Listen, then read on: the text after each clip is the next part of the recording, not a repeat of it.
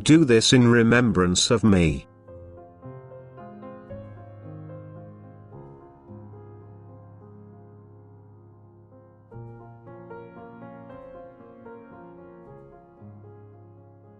Strength, wisdom and life originate from me, and thus I have to be recognized as the source of strength and light, and the connection with me has to be sought in order to attain life through the receipt of strength and light. Hence I must be able to find myself again in you, that is, light and strength, or the knowledge of eternal truth and its subsequent abundant strength have to be in you. My spirit must take effect in you. And thus I myself must be able to work in you. Only then will you be alive, but you will never ever lose this life again. Then you will be united with me, and this union is the true communion. The union with me is indispensable, or you could neither receive strength nor light, since the unification with the eternal primary source has to take place first if the flow of my love is to be transmitted across into the human being's heart. But in order to establish this unification, the will to receive something from me is required first.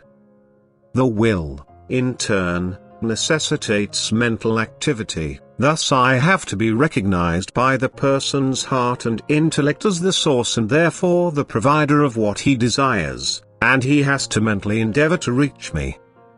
Only this activates the will and fulfills the conditions which lead to unification with me. The activated will is equal to an act of love. But this is essential, and thus my commandment of love can never be bypassed by those who truly want to communicate with me, who want to unite with me. Distribute gifts, offer food and drink to your neighbor, help him in his spiritual and earthly hardship, give to him as I have given to you, refresh your fellow human being's body and soul, have mercy on the weak and sick, comfort the sad, lift up the discouraged, always and ever alleviate hardship, and always do so with regard to me who exemplified the earthly path to you. Share everything you own with the poor. Then you will fulfill my commandment of love and thereby the first condition of unification with me. For only when you have shaped your heart to love will I be able to unite with you, otherwise a union with me will be impossible, regardless of how many external formalities you observe which have no effect on the state of your heart. I want to give you life, give you strength and light in abundance, yet this will never be possible as long as you don't activate your will, as long as you don't practice love.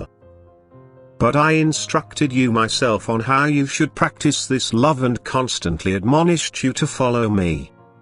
Remember me and my teaching, then you will conduct yourselves accordingly, and you will truly become vessels for my spirit, thus you will enable the part of myself to take effect in you.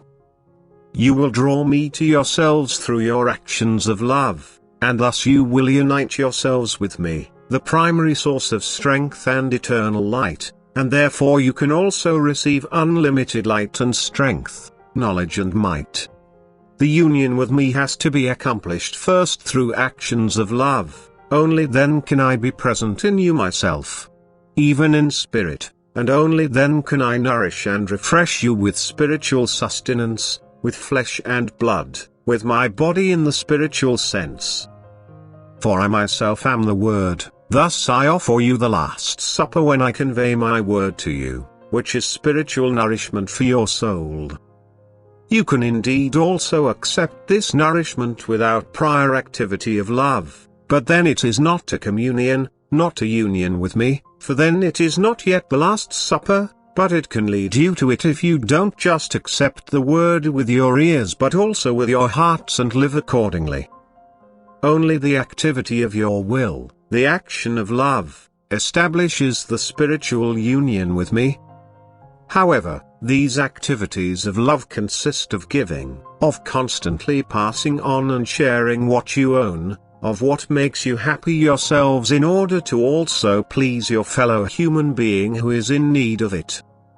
And if you don't practice this, if you don't try to follow me in this, you cannot be nourished at my table either, You will not be able to take the Last Supper with me, because you exclude yourselves as my guests, because then I will remain inaccessible to you until you have changed yourselves to love, which is and eternally will be my fundamental substance. If you accept the Last Supper in the form chosen by you humans, it will always just remain an external act which only has a profound spiritual meaning when your heart is filled by deep love, which, however, should not just move you emotionally but has to find its expression in works of unselfish enabling love. For whoever remains in love remains in me and I in him. This word of mine is also the foundation of the Last Supper set up by me. You should always bear my way of life on earth in mind and follow my every example. And as you give you shall receive, spiritually and earthly, you will, providing you are in close unity with me through love, be nourished and strengthened at all times, constantly carrying out works of love in remembrance of me, and thereby establishing the certain union with me, which guarantees you the receipt of my word, of my flesh and blood. That is the profound spiritual meaning of the words "do this in remembrance of me," which all of you will certainly understand if you have the sincere determination to ascertain the spiritual meaning of my words. Amen.